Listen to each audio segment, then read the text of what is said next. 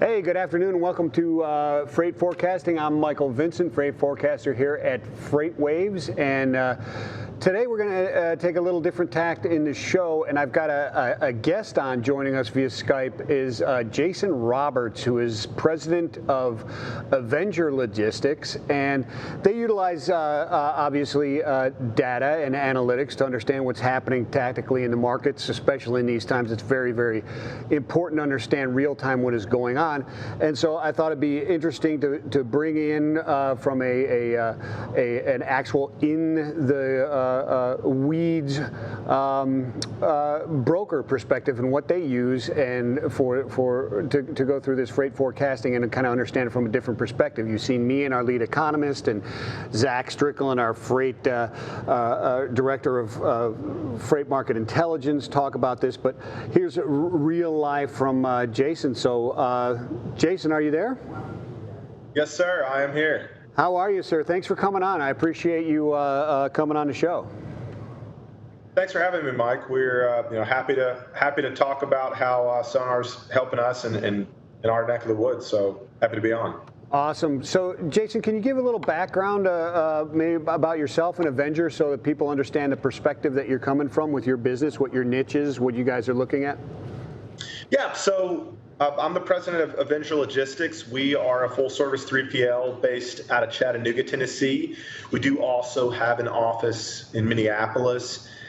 We are, I guess, our niche is really on the heavy haul and over-dimensional side of our, I guess, that sector. But we also really try to dive into any freight that isn't your typical point A to point B. So if it's really difficult, if there's a lot going on there, so specialty freight of any kind, whether that is, we do a lot of expedited freight for several automotive companies, multi-stop lanes. Really, we're trying to find solutions that are not necessarily black and white for the partners that we choose to do business with. So that's kind of where we hang our hat, is in that world of, break bulk if it's coming off of the ports, or that extra planning that's going to be required. Anything, again, that's not that vanilla freight, from point A to point B. So that's kind of where we hang our hat. But we've enjoyed a lot of growth over the last few years. We're a relatively young company. And service is at the forefront of what we do. We are a cradle to grave model, so our folks wear a lot of hats throughout the day, but all of them are highly skilled. And data being at the forefront of everything we need to be paying attention to right now, it made a ton of sense for us to partner with FreightWaves and their Sonar platform. So we've been very happy with the results we've had, over this past year or so while using it. Excellent. Thank you for that, Jason, and thank you for the kind words and about Sonar and the data. So you guys are, just to set this is you guys. There are brokerage houses out there, right, where they're just playing in the spot boards and moving dry van from A to B, just this normal, just get it, get the right bid and get the right price for the capacity, move it. Very kind of simple stuff. You're more into this. It is more of you've got to have that intelligence, that knowledge, that experience to pull these type of things off, right? You don't put an over-dimensional 60,000-pound tank and move it across country just on any route and without permits, et cetera, that type of stuff. So you're moving in these special projects, got to be there, very difficult to move at times, very strategic, got to have the knowledge on how to move the freight, correct? Absolutely. Interesting. So what have you guys seen real quickly so we can dive into these things here? We've got about 25 minutes left. We got some time, but so what have you seen over the past couple months during this crisis, and how do you see us coming out of this from your perspective in your business? So our business is pretty diverse, and that's not on accident. I think any smart brokerage tries to diversify their portfolio, so to speak, so that all of your eggs aren't in one basket. The easy stuff, I feel like anybody can do that and do it pretty well. Price is usually king. But the partnerships that we try to create, while we always are going to have to remain competitive, it is a price-driven market that we operate in, but service is the other piece of that. So over the past couple months, some of our customers, some of the sectors that we do business with have been hit hard. Others have not been hit as hard. Automotive, of course, is the most significant. We have some partnerships with automotive companies, and obviously that pretty much fell to its knees over the past couple of months. Yeah. We are starting to see some recovery that it's started over the last couple of weeks, so we're really happy to see that. Our project-based customers, a lot of that stuff is backfilled months in advance, so we didn't see a significant drop-off, or I guess a worrisome drop-off. There was a decline, but it wasn't something that was so bad that we had to start realigning our positions with our other customers because of it. So, some of our steel customers, we've been steady, although most of them have turned back away from the spot market board onto contracted rates, which I think most people are probably seeing that across the board, almost regardless of what vertical they're operating in. So that's kind of where we're at. That's good. I mean, on Put That Coffee Down, I don't know if you watched that show with Tim Dooner and Kevin Hill. They were talking about niches, right? And if you can find your niche and be the best in that niche, that's really kind of, you build a moat around your business, and you can get yourself like future-proofed to a certain extent. And so when in a time like this, even coming out of this, but during the crisis and moving forward, you're in that trusted, these guys are experts, I need this thing to happen type of mix. And so, like you said, there is price involved, but there's the intelligence and there's the assurance and the confidence that the customers have to get this stuff done, and that gives you a little bit of insulation, which is nice. Now, Jason, you utilize and display different dashboards and of data and charts and graphs and so on and so forth to your floor and to your people for tactical decision making and for strategic planning, et cetera. And so you've been kind enough to share those with me through Sonar, because you can link them and send the link, and then they just display in someone else's. So I've got them here, and I've got them in the order that you sent me. So we just go through them, right? Does that sound good? Sounds good, Mike. Cool. So if we could bring my screen up for the viewers to see this, I believe, Jason, you should be able to see this, but I've got the first one is your 3D map.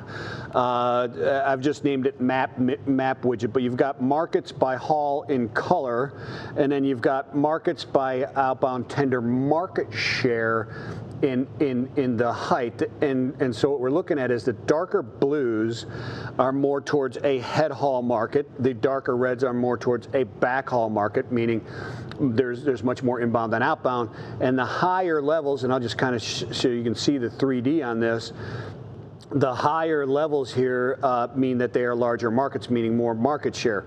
Here's the Inland Empire in LA, here's Atlanta, obviously very, very high, but you see Jacksonville gaining some or mid, not Jacksonville, but Tampa area gaining some ground over here in Florida. Produce season, right? Melon season, et cetera. So talk to me about this. Why is this important for you people to be watching this, Jason? So with us being a cradle to grave model, our people are both operators as well as salespeople. So part of the, a couple of hats that they wear are on the sales side. So there is a negotiating factor when they do have freight in hand. So it works two ways for us. It helps us to have better conversations with our partner carriers when we know which markets have shifted or have continued to gain traction, whether they're a head haul or back haul market. It's also, it helps us, when it becomes a head haul market, whether we're bringing freight into those areas, we can have those conversations. We try to share that information with our drivers, with our carrier partners as often as we can. But the other thing it does for us is when we are looking for some static business, or we have static business in certain areas, and we're trying to target some efficiencies where we can optimize a lane a little bit better for some of the carriers that are doing those. It helps us target where areas may be more beneficial for them. But on the other side of that, on the sales side, we can see where there's customers that may be having more difficulties getting their freight covered at the rate that they probably want to cover it at. Sometimes there's a lot of luck involved in sales, but if you do your planning right, the people that are working hard and working smart seem to get lucky a lot more often. So there's so many different things that come involved with a customer saying yes to you. And when capacity becomes an issue in a certain area, they're a lot more likely to say yes to us. So we start trying to have our folks target those regions when they are looking for potential clients to call. Excellent. Yeah, preparation met with opportunity equals luck, right, Jason? That's right. Yeah, I would imagine here. So I noticed you had the radar loop going, and the type of freight that you're doing. That'd be very, very important. I imagine in the wintertime you've also got the road surface conditions, which you can overlay on top of this as well, kind of displayed, so people understand where there's road closures, icy conditions, that type of stuff, right? Absolutely. That's just not on there right now because there's not a lot of that going on. Yeah. But the tools are there, and in the winter months we absolutely use that. Anyone that's been in the industry for a long period of time knows that weather has a lot to do with, for one, rates, but the other part of it, especially on heavy haul and overdimensional freight, is planning. And we have to route around those things. So it's still something that we very much are in touch with. We still keep the radar on there just so that we know when there's significant weather events in those areas, how our people can be reacting to that and be aware of that when it comes to, whether it's transit times, lead times, so on and so forth. Yeah, excellent. Thank you. So let's anything else on this that you wanted to cover? Or we can move on to the next one. Yeah, we've got a ton of them to talk about, so we can get right into it. Right. Okay. So now this one, when I labeled it in here, I called it the 52-week high-low, and so you've got our gauge charts over here on the left-hand side, which are showing you the 52-week high and low and the current value for different indices. You've got flatbed outbound tender rejects, or the willingness factor, I guess, for flatbed carriers to accept loads from shippers, meaning right now 1.75% of the flatbed loads being offered to those carriers are being rejected, so pretty loose capacity. The red over here in the scale would indicate that it is also on the decline, at least for the daily value. It has declined day over day. I know that it has recently come off bottom because it was setting some new lows before. And then you've got inbound tender volume, outbound tender rejects, and these are not mode specific. Flatbed is obviously outbound tender rejects, and then reefer down here too. And then you have the outbound tender volume index, which is the total amount of loads being offered to carriers, brokers, et cetera, from shippers in the United States, kind of trended out over, I believe, a 6-month type of thing. So just want to explain that for the audience so that they know what they're looking at. I know you understand that, Jason, but I want to make sure we get the details out there. So if you want to talk to this real quick, is what are your people getting out of this one right here? More so than anything, this is a high-level overview of where we're at and how much confidence we should be able to have when we have a load in our hand. For one, the volume is an overview. We've put the baseline number there so that people could kind of see where the normal balance is versus here's when it's really high, here's when it's really low. Obviously, we had a big surge right before all of this COVID happened, as people seemed to be trying to clear out as much as possible, and then we saw those dips really drop down to below what normal is for us. So that's one of those things that it's a high-level overview so people understand from a macroeconomic perspective, this is how much stuff is shipping throughout the United States right now. Yeah, stuff is right. This is everything, right? This is refrigerator, this is flatbed, this is dry van. So yeah, right, everything. Yeah. You would try not to get too specific into that. Just giving them that idea of how we're doing, so to speak. So on the other side, I think it's really helpful to give people some perspective on what those 52-week high lows are. So it's important that you're not just looking at one set of data to really get the full picture, but I think what these gauges do is help people understand that in the past year, this is kind of where it's at to where it's been. So no, you're not seeing that flatbed outbound tender rejections have went up a little bit. What you are seeing is that they're still very, very low compared to what they've been in the past year. So that's kind of what we try to see. Yeah, that is a great point, Jason, is to see this 1.75 and especially for someone who's kind of newer to the industry or doesn't understand that index there, to really gauge that perspective of what does that mean? Because you hear people saying, well, outbound tender rejects have been rising for the last week and a half. Yeah, but they're nowhere near any level that's going to put any type of real pressure on upward spot market rates, right? Absolutely. Yeah, and so the other piece, that's the same side of that. Same with the volumes. It's just giving people an idea. When you look at that 52-week high and low, it hopefully paints a better picture of what the norm should be, so to speak, versus what it is right now. So, I think that's definitely something. Someone that's new in the industry, and by new, I would say, maybe you weren't here in 2018. The last 3 years have been very interesting just from a trends perspective. And we try to educate and empower our people as much as possible. I know that when I started off as a broker, it was just very much just go get a customer and try to find whoever you can get, however you can get them, and make money doing it. That's what we want you to do. I think that as a whole, people want to be more educated. They want to understand the world that they work in more so now than when we first started in the industry. So that's always been a priority for me, is that our people understand, more than just that very micro level, between you, the partnership between you and your customer, how that relates to, our world as a whole. So that's something that we are always trying to bring out to our people. Yeah, absolutely, and it really increases the more knowledge you have, the better you can service your customer, and the more value you have to your customer, right? The more value add you have to the customer, whether that customer be the shipper or the carrier, because they're both your customer, correct? That's right. Can't do it without both of them. That's exactly right. And so I'm going to go to what I've called the quad indices, and now this one you have kind of rotating, I guess, through these 4 different charts that you have on this one dashboard. So it kind of displays for a amount of time and then moves on to the next one. Is that right? That's right. So we have these sitting on there was a clever way for us to just put these onto some Chrome tabs. We threw an extension in that would tabulate through these every 30 seconds to a minute.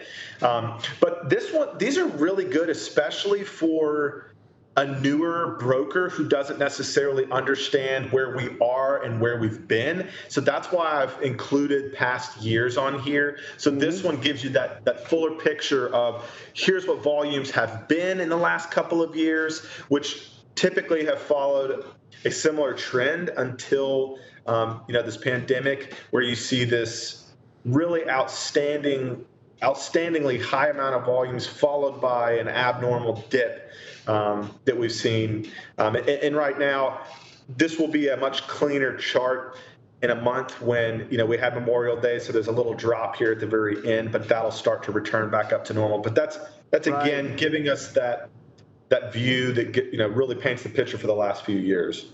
Yeah, and it's an excellent view, and you can really see where those differences are. I mean, we are definitely above last year, and if I change this to full year and kind of look at this, you can see where we're actually trending right now, where we were and where we were. And if I change this a little bit, and I know we always like to have the large fonts on, so especially when I kind of post these things, but I'm going to go to this because it's a little bit easier, I think, to see, right, doing it this way, the difference. Here's where we are in our recovery, right here. And if you notice, here was 2019 last year, its bottom. And here's the difference in this bottom. That's why earlier today, and you were on the midday market freight market update, and I appreciate that, Jason, being on the show.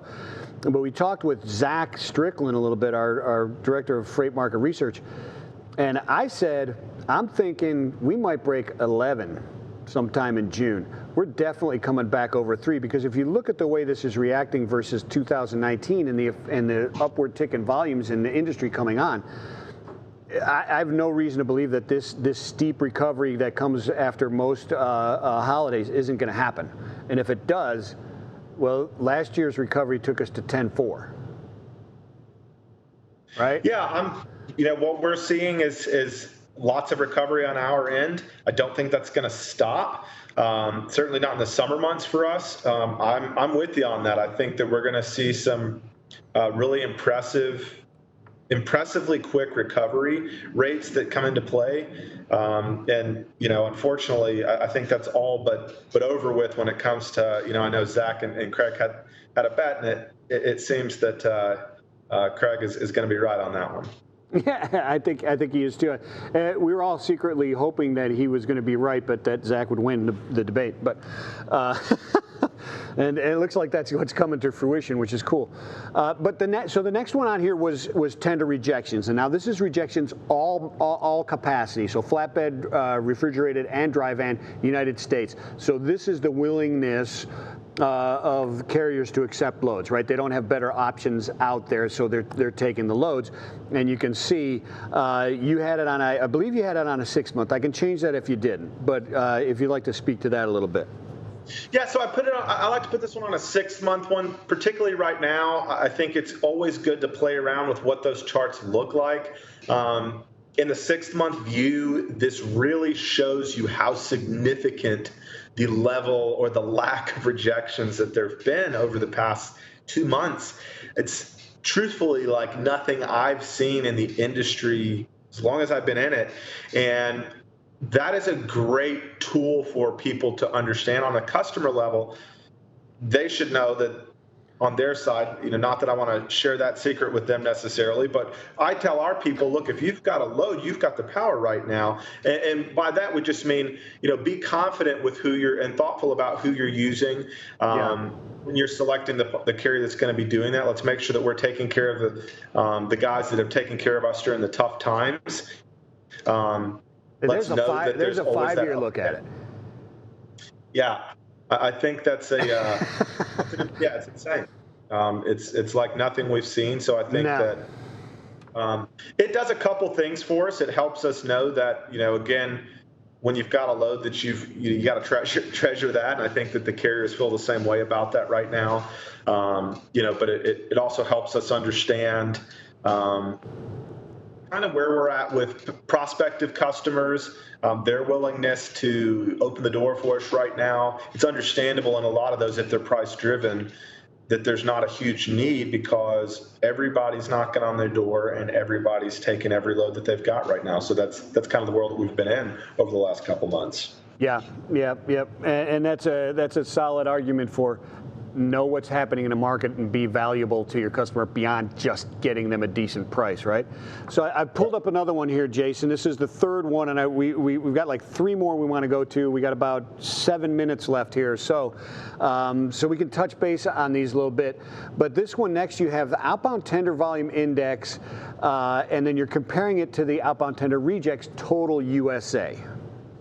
Yep. So really quickly, this is just showing our people. It's a good educational chart that helps people understand how volumes and rejections typically correlate. You can see where that's not always the case. So you've got your December, you've got Christmas going on. That's really the only time when you start seeing that, hey, there is a spike in rejections here.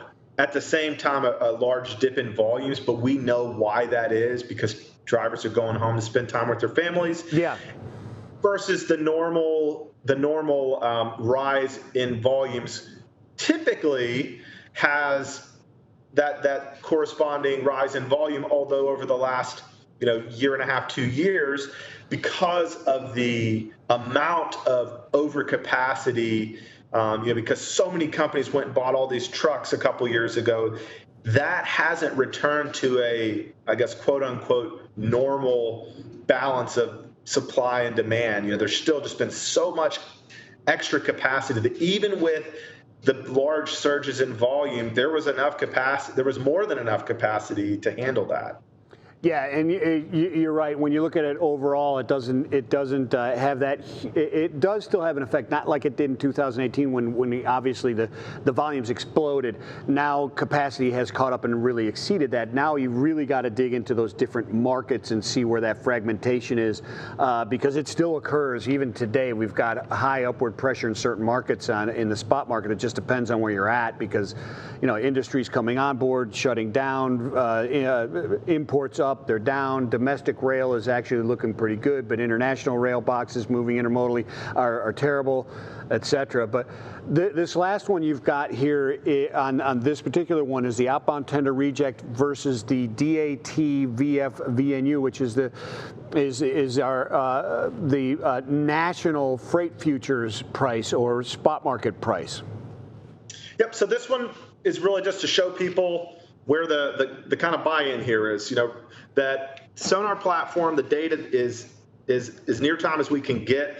DAT, all due respect to DAT, they've been an authority in the rating game for a long period of time, but the best data we have is a week old. So this really helps us understand where the market is going to go. And it is really uncanny how well the DAT national average will follow the trends of the national rejection rates throughout the country. So we see right now, as those rates continue to rise, the rates are rising up. We expect for that to follow the rejection index. So that's really how we try to show our people why it's so important to be following that piece of information. Yeah, it certainly is useful, and this is a great chart to show that, because if I were to move this over like this, you would think that OTRI or the tender rejections follows the rates the way this kind of looks, but in reality, it's about a week or so ahead predicting where this is going to move, right? So you saw this spike way before you saw this jump in prices coming in, because they're a week or so old. Yeah, that's excellent right. Stuff. So we have just a couple more minutes left here, and so quickly we touched on some macroeconomic things, and you took me up on my offer from Freight Forecasting Show a couple weeks ago to share some stuff, and so you've got a couple here real quickly to talk about that you've got displayed for your people. Yep. So first of all, I would highly recommend, if you guys are not tuning in to the freight forecasting, but paying attention to those those market indicators that are out there that really can help you make good decisions. I know from our side, one of my responsibilities is to help project where we think we're going to be so that we can hire properly, so that we can spend and save properly, all those things that come with running a business. For us, this was one that I wanted to show people. On one side, on the automotive year-over-year change, I've spread that out over the course of several years, so I wanted people to understand how significant the drop-off in automotive manufacturing was, that we just haven't ever seen it at all. We're starting to see a recovery with that, but this one's up there so they can see that importance. The ISM that we put up there, we tried to put that up against the flatbed outbound tender rejection, since that is really an open deck market, and flatbed markets are the ones that service that or transport those goods. So we wanted to kind of show people what that looked like and how those responded. So this one was kind of a bad with the good. So we wanted to show people, first of all, here's what orders look like in our respective industries. Yeah, it's not great. So we wanted people to know that. I think that sometimes people just having good information. It's kind of like when you go to the doctor, right? You don't know what's wrong with you, so you think about all these things. But once you know, at least you can process that and move on and figure out what that remedy is going to be for you. That's kind of the mindset behind this, is here's how it really is out there for these specific industries. You all should know that. There is some silver lining on that, so that's the next set of indices that we would put up there. Yeah, I mean, if you've got brokers that are specializing in account reps that are dealing with automotive people, they darn well need to know this, right? I mean, they need to know the pain that their customer is feeling. Obviously, it obviously instills trust, and it just brings you have knowledge, and you can serve them much better. Much better. So the last one I brought up here, though, is this one that has the ISM PMI and the LMI total, which is the purchasing managers index, and then the logistics manager index total. Yeah, so there's a couple of things that we wanted people to see on this was, on one side of this, the inventory that a lot of folks have, that's something that you can feel good about, that there's still that level of inventory that has been continued to backfill. I will be interested to see in the next month or two how that changes. We know that there has to be some drop off in that just because there was not production for such a long period of time. But it does give us, again, an idea of where it was, where it is currently. A lot of that on the ISM is still extremely low. So we know that there's still an uphill battle there. But again, I think that it's just like you said, in a lot of ways, you need to be able to establish credibility with your respective customers. You really do, and we're out of time, Jason. I mean, this has been a great discussion. We could go on forever, I think, and go back into these things. But I really appreciate you coming on and talk about these things. I hope we have the chance to do this again really, really soon. For everybody that's out there, I hope this was helpful, seeing a perspective from Jason Roberts, president at Avenger. And until next Thursday, 4 p.m. Peace and love.